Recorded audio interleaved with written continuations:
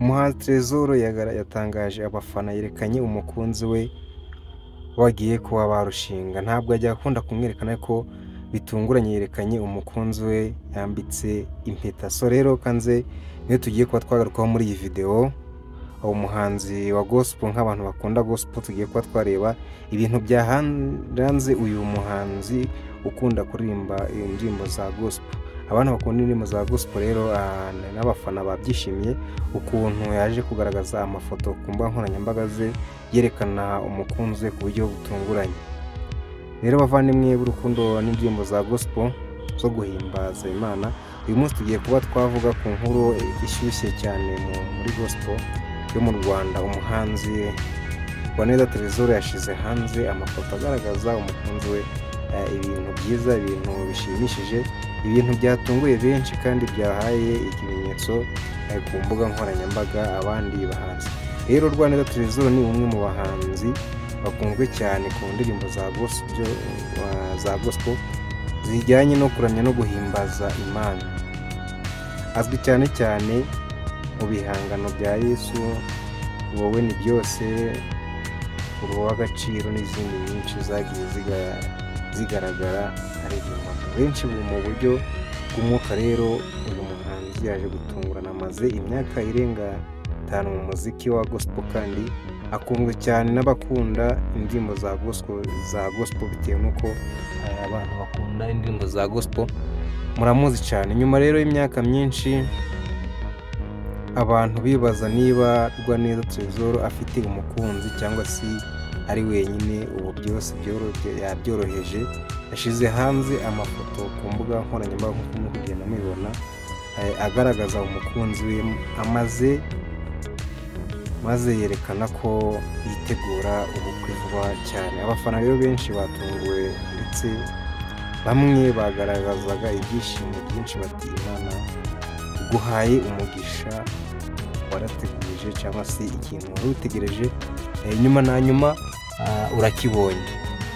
So mu butumwa rero Rwaneza Trezor yashize hanze kuri Instagram yavuze ati amagambo y'urukundo agira ati nashimiye Imana yampaye umuntu umfasha mu rugendo rw'ubuzima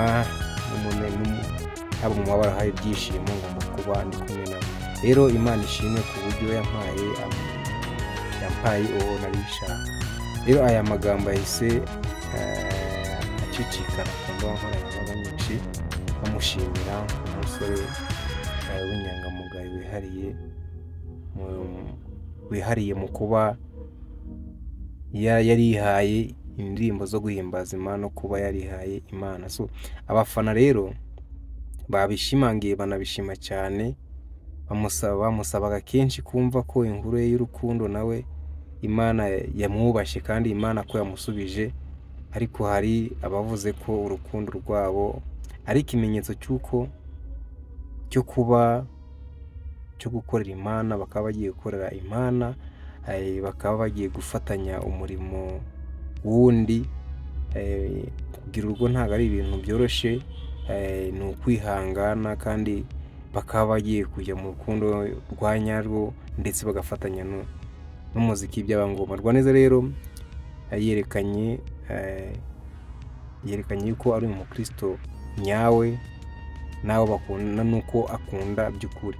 Ibi byagaragaje ko gospel rero itari gospel indirimbo gusa, ahubwo ariho no kuba no mu buzima busanzwe bwuzuye urukundo n'ubudahemuka nabwo biba bibaranga.